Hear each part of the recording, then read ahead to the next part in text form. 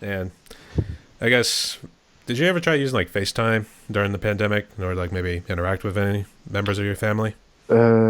Not really. Um, we we are old school. We used to call on our telephone. Um, we have my siblings and me. We all use WhatsApp and things like this. My parents, they are in their 60s and 70s. Um, if I go to them and say let's Skype together, they don't know what what to do. What is this? Um, but they through the pandemic they decided to get an Android phone with smartphone because it would be so much easier to get photos of their grandchildren and things like this. But we used to call and write emails and WhatsApp and things like this. I see. I guess in my family we are all not in this.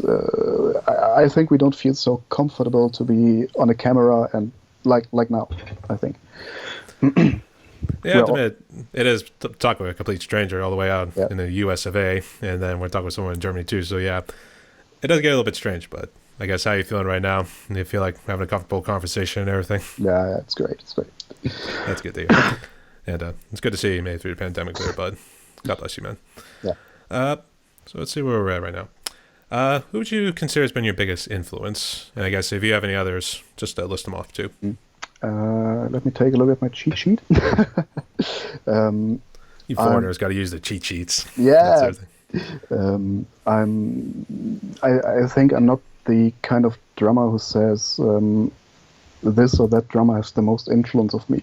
I know a lot of drummers. They always say Bonzo, Body Rich, things like this, but I'm not this typical technical guy and things like this. I when I started drumming, I heard I began to hear music um, another way than before. And I always said I hear the drums louder than the rest of the song, and that's the time when I started to get in Blink 182, Green Day, Sum 41, and things like this. And I didn't ever say the drummer really influences me, but I like their style, and it's not like I say I'd like to copy this thing or that thing from him. I really just like their style and try to add something or play some things. I try to play some things in my style, which I heard from them.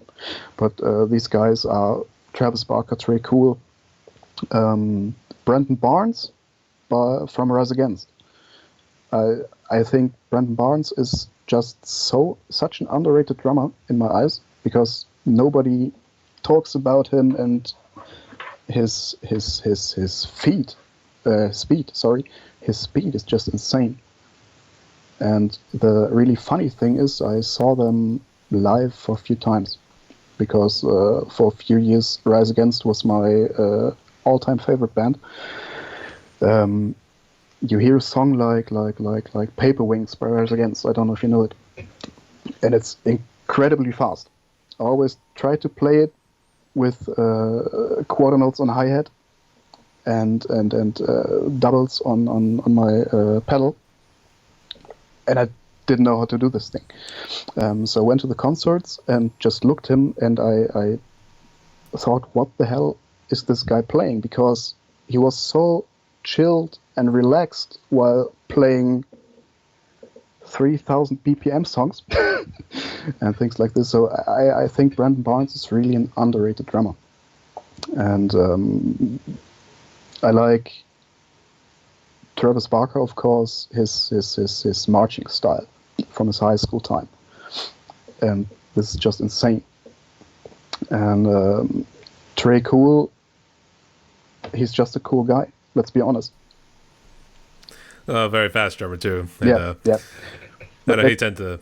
that's I think the when he's behind a drummer, he like becomes like this separate person too, like a wild sort of drummer in a sort of way.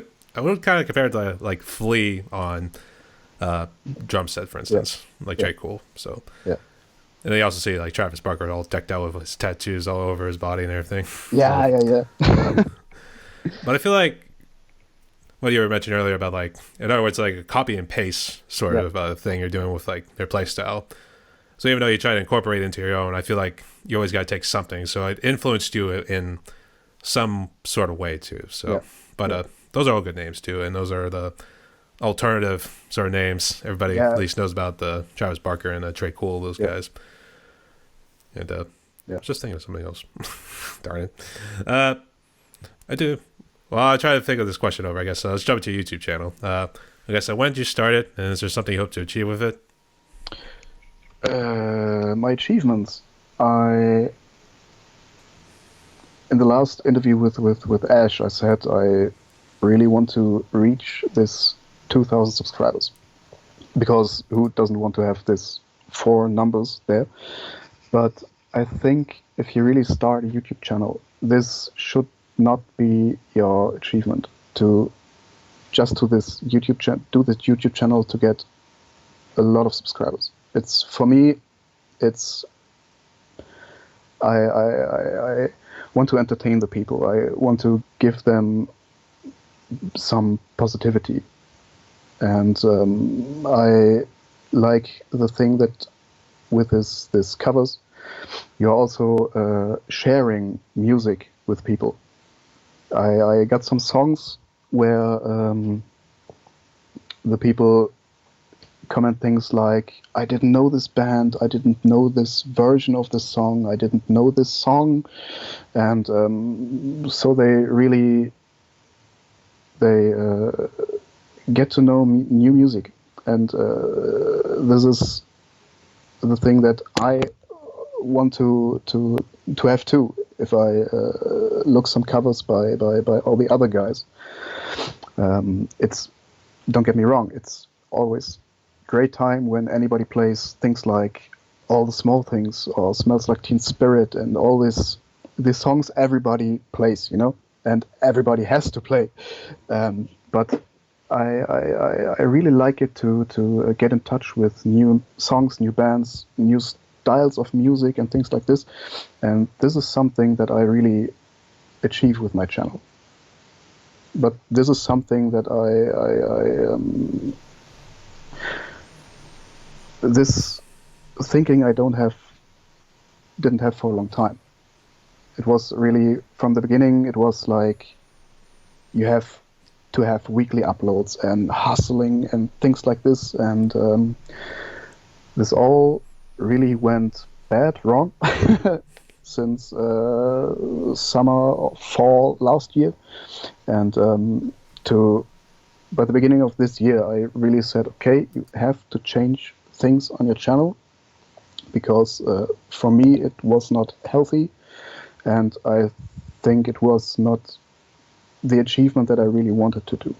I always thought something about get this channel big and things like this, but recently it's just I do this because I love music from the bottom of my heart. I love playing the drums. I love seeing someone playing the drums, whether it's good or bad, who cares? And I think this is what matters, that you love what you do, and hopefully you entertain people with this, what you do. That's what it comes down to. But Yeah. unfortunately, everybody gets so focused on turning like their YouTube channel to like some sort of business as well. And I have to say, unfortunately, I'm guilty of that too. But I'm trying to get there too. But definitely having these sort of conversations with people in and around the world, including you. Yeah. I mean, this really is enriching Yeah. in a good way too. So, but I do remember the question, and I actually delved into Rammstein. I guess, have you heard their music? Pardon? Have you heard of Rammstein? Yeah, of course. I think some people, whenever they think of like German sort of music, they'll probably immediately think of like Rammstein and those ones, because they think of Du Hast, that song too.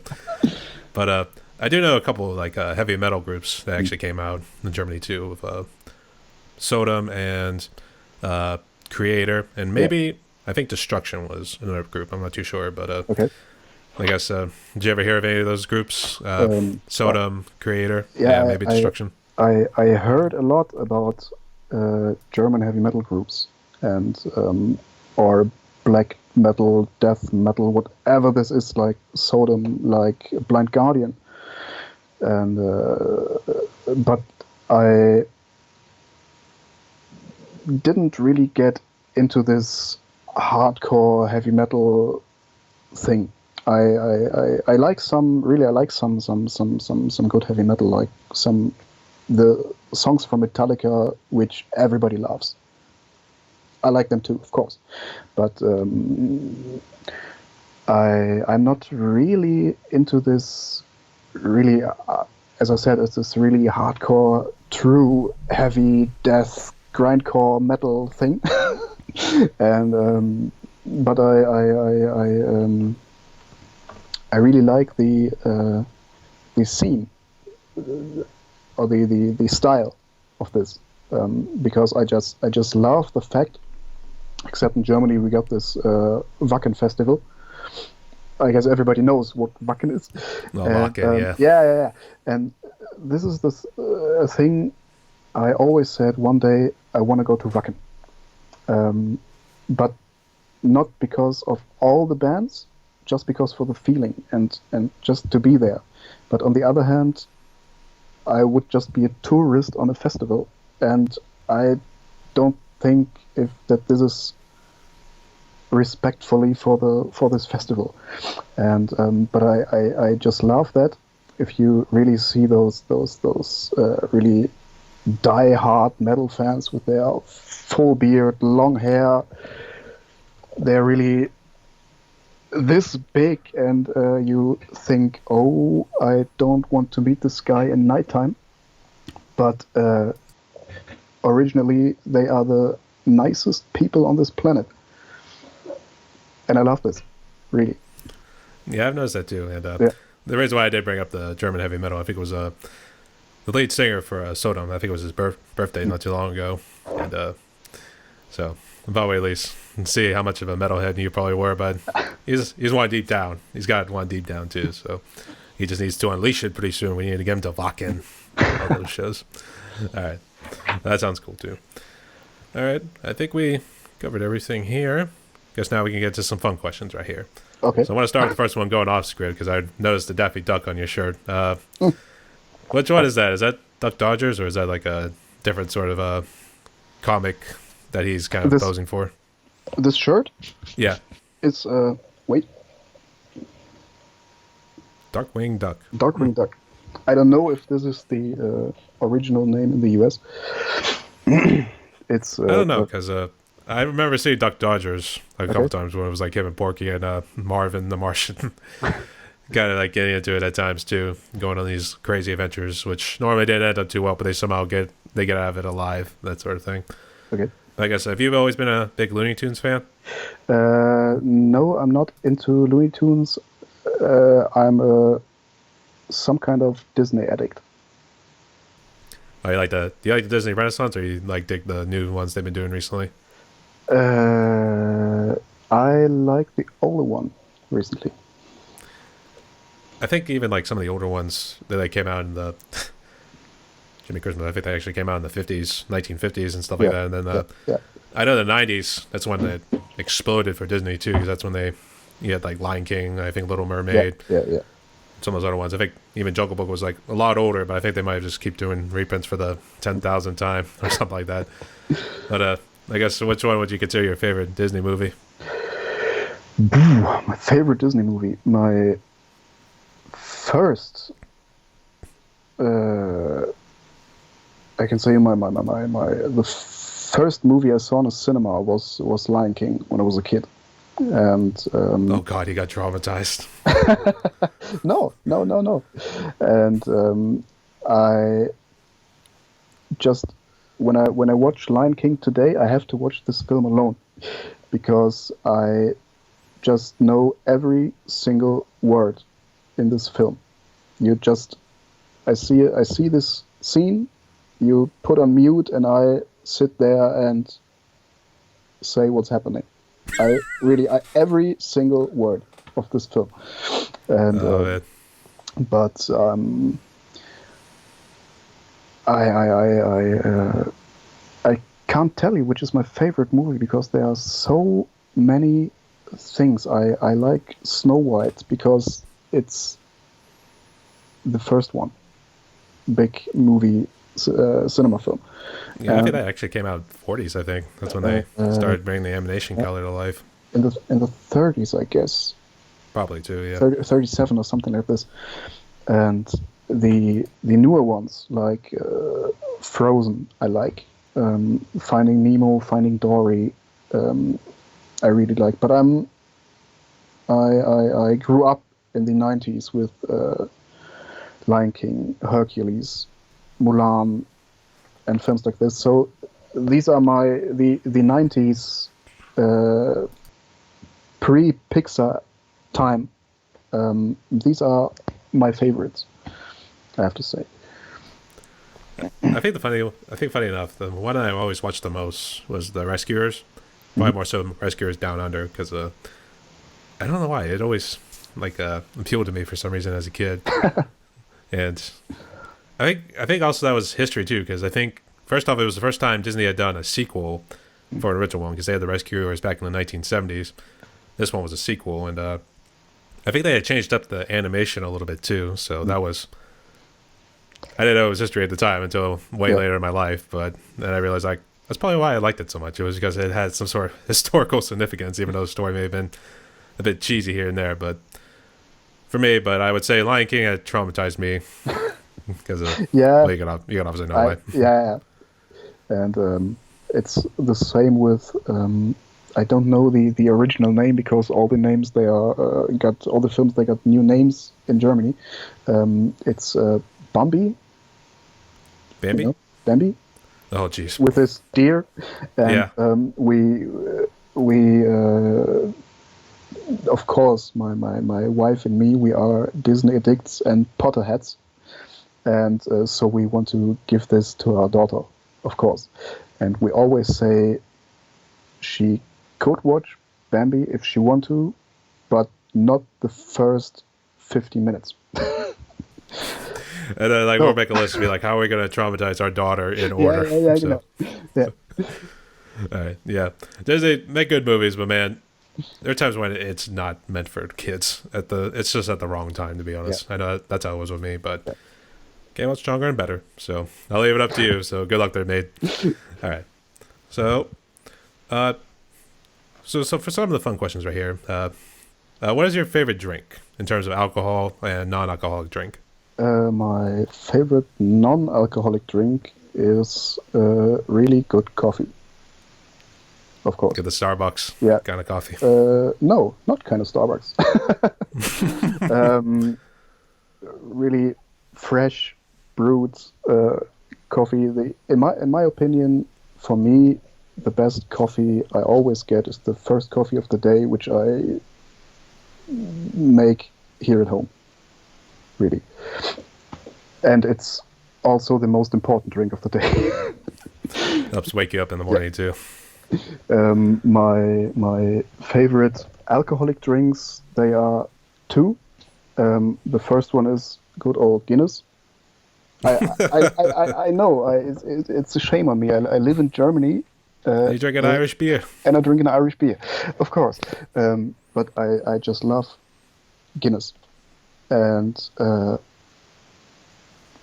this, but I always have to check when I buy this because in Germany you can buy Guinness in bottles and Guinness in cans, and you have to buy Guinness in cans if you want to taste the original thing because in the bottles there is more oxygen and things like this. This is something for the European market, I say. And this Guinness draught in cans, there's some there's a ball in this can, and you open it, and this gas, whatever it is, it just floats into the beer and makes this. Okay, you can't see this now. It makes this perfect foam, which you know from the bar, and so you always have to check twice. Did I really buy the right Guinness? And the other one is some whiskey. Is that a Jack Daniels whiskey? No, I really don't like Jack Daniels, I have to say. It's the taste of it is not mine. I'm really more into Irish whiskey or Scotch. I was like, we're getting kind of blasphemy after blasphemy right here. He's going to go to confession afterwards and confess to the beer gods of Germany. So, but I mean, have you ever tried the Bavarian beer? Because I have to say, that's hands down the best beer I ever tasted in my entire life. And I've had Miller Lite and some of those other ones too. So, Bavarian beer, perfect. I know a lot of brands and tasted a lot of brands because when I was younger, my parents took us on holiday to Bavaria, and you can't go to Bavaria and don't drink any beer if you're allowed to drink it. And it's my favorite, at least my favorite. It's the most you can buy here in my area is Erdinger, and it's perfect for the summer, really. But when it comes to bad, cold, dark weather, and it just has to be Guinness. I was going to say, do you try to put a little smiley face at the top of the foam right there? No. I think that was a Dave Mustaine story from Megadeth, because when he was in Ireland too, he was just chugging all those beers, but they put like the little smiley faces on it, so that's what he would address it as. So I don't know. I'm amazed some people drink that too, because I actually remember when I was in Germany the first time, I had actually got a Guinness beer, because obviously your age limits are a lot different than what the States are, because you have to be 21, whereas you could be 16 in Germany. So unfortunately, I tried the dark beer, and it was good up until you passed the foam, and then it was not good for me afterwards. So I apologize. The Guinness dark beer is not for me, but I like the lighter Guinness beers too. So, all right. So in terms of your drum covers here, was there ever a song that was too tough for you to play, and did you either give up or did you come back later to try again? Last year I released a drum cover of Tears Don't Fall by Bullet for My Valentine. And I tried to play the song since the first day I owned a double pedal. And this was in 2008, 2009. The first day I set up this double pedal, I said, it's the time you are able to play Bullet for My Valentine. And no. So this 10, 12 years, I really tried to learn this double kick pattern in the chorus, where he switched, I think, from the doubles to the 16th, and I tried this for 10, 11, 12 years, and one day I get to my drum set, set up my camera, and said, okay, you got 2.5 hours of free time, and you just play this song. And I don't know how, but recently it worked. And it just worked one time for this take. And I said, okay, let's look at this video and hear it. And I stood there, watched this camera, and said, okay, this is good. You can edit this and upload this, but I know that if you ask me now, play Tears Don't Fall, it wouldn't work. It's not a routine. But this really was the I guess this was the song I learned for the longest time. I guess which guy tries to learn a song for 10 years? It's insane. But I would have to agree, yeah. I just love this song, and I really said, it must be possible that you can play this song. But had to put pressure on yourself to have millions of eyes from the camera eye just looking at you too. Yeah, so of course. And but once in a while I tried the Rosanna Shuffle, because I think every drummer would agree the Rosanna Shuffle is something like the holy grail of drumming. If you're able to play the Rosanna Shuffle as it should be played, you can play everything, I guess. Mostly everything. This I tried for months, but it just won't work. Is that the Rosanna from Toto? Is that the song? Yeah. Okay. Yeah.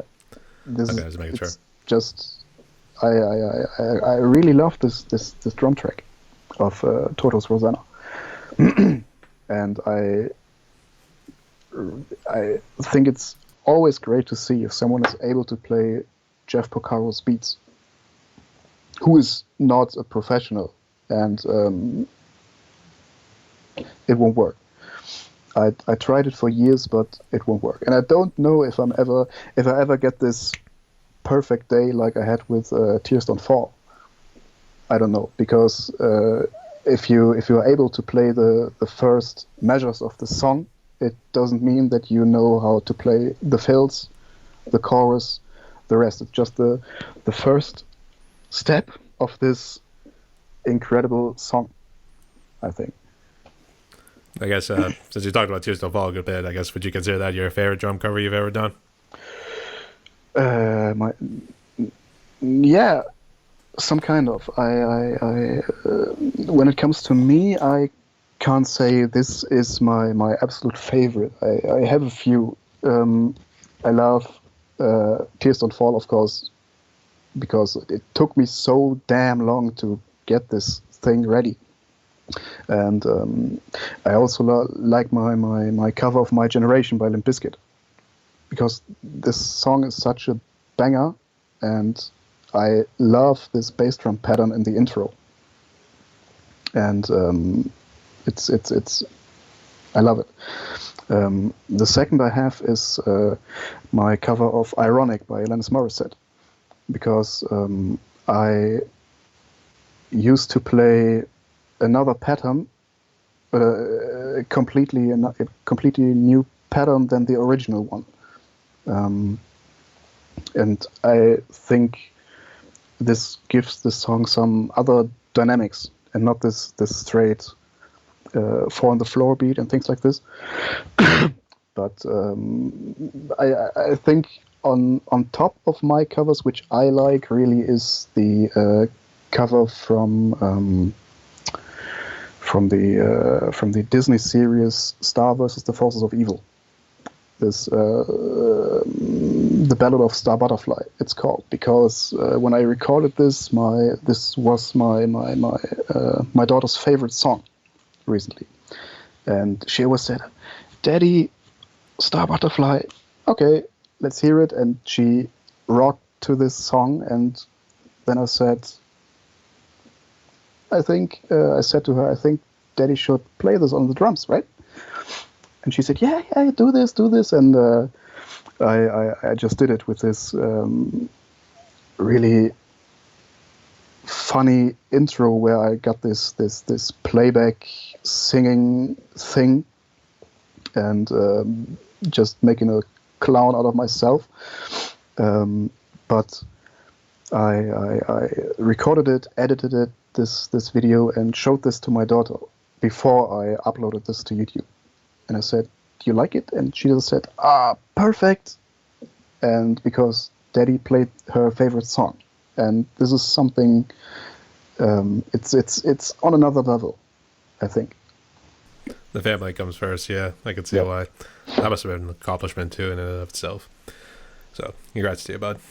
And normally people only list like maybe 3 songs at most when it comes to like favorite drum covers too, but yours definitely was interesting too, like doing like Tears Don't Fall for over 10 years just to try to get down there for two. So I imagine it must have been hard too if you're trying to like memorize other songs while trying to do your YouTube channel and drum covers too. So I can see why you keep putting it back on the back burner too, because I found myself doing that for some songs as well. So I think eventually you just want to like just get on and do it. So it's good motivation. So and the last one, that's the fun questions we should say because we got one more after this. But Okay. what is currently your favorite song, or one that you've at least listened to a good bit?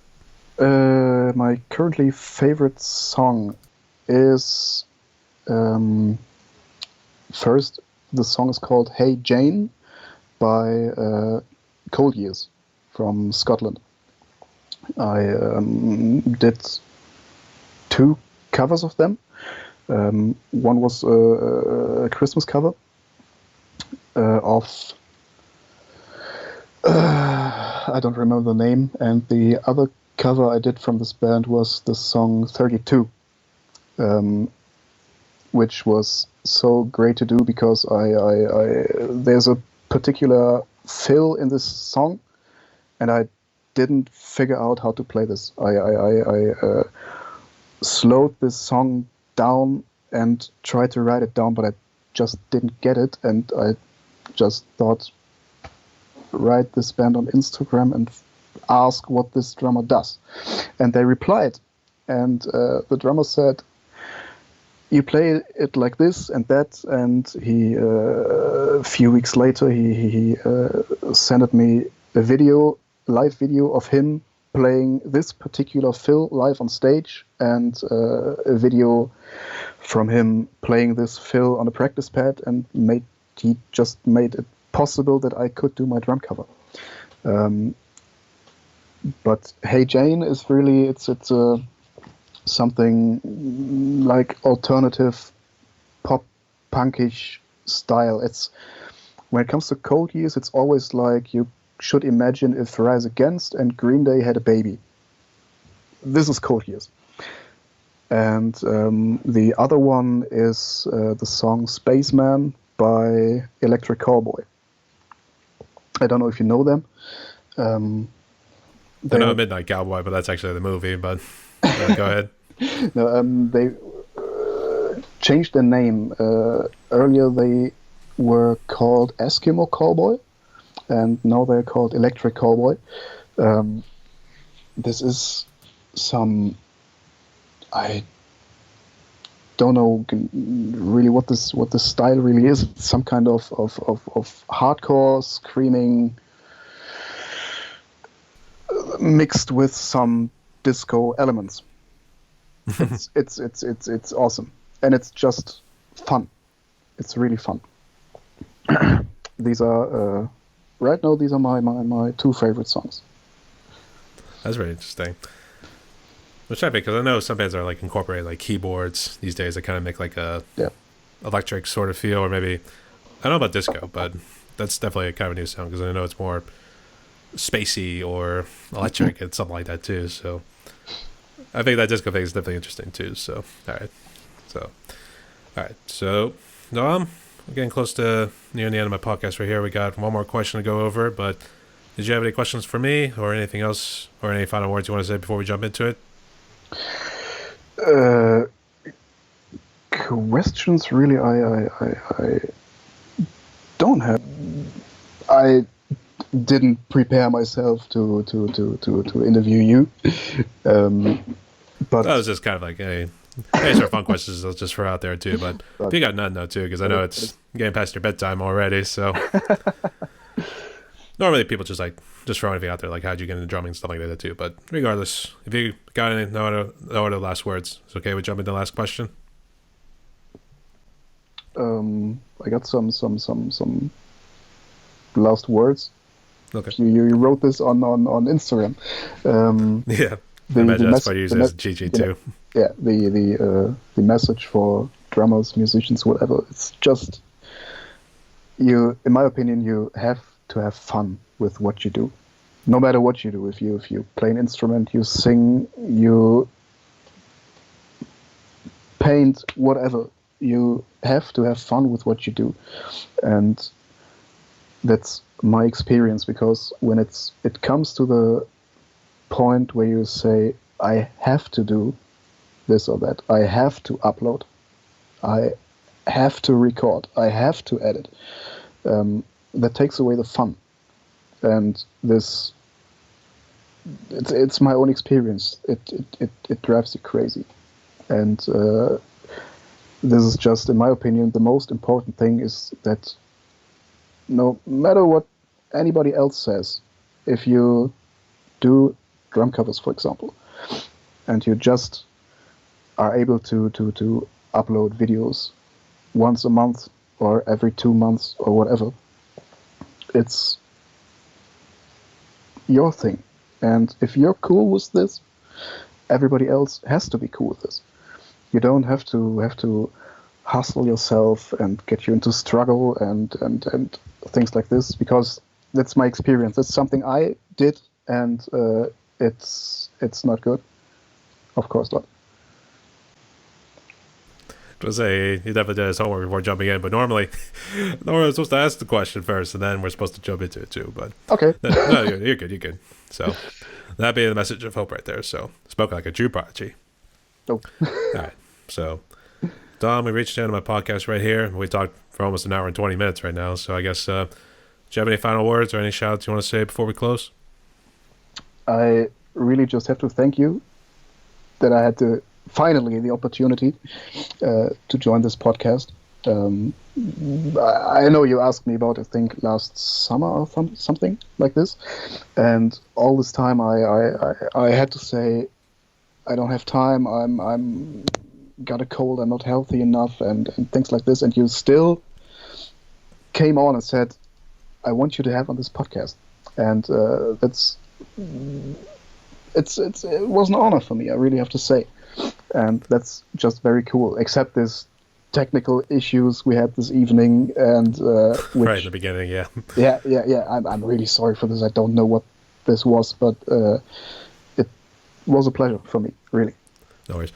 But for anybody who has Windows 11 as their software or whatever, it seems Windows 11 does not like us using Skype for some reason, or setting up any sort of microphones. So that's a nice tip we give to people out there who have that. So, and it was no worries too. And I guess family came first, but I didn't know how sick you totally were. So that's why I just wanted to give you some space.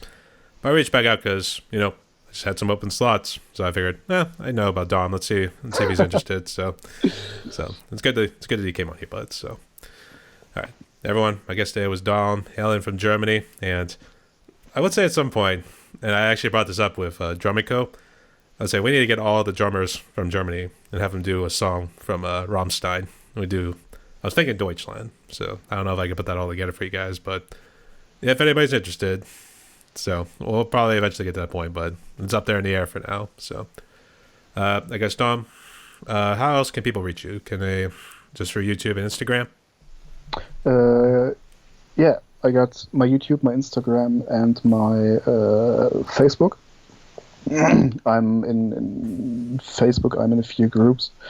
I don't know all the names of this groups, but it's maybe all the same: drum cover, and in this group from Edge Wells. I'm also, and hopefully, thank you. Yeah. And hopefully in March I'm able to join Ash's drum tuber thing.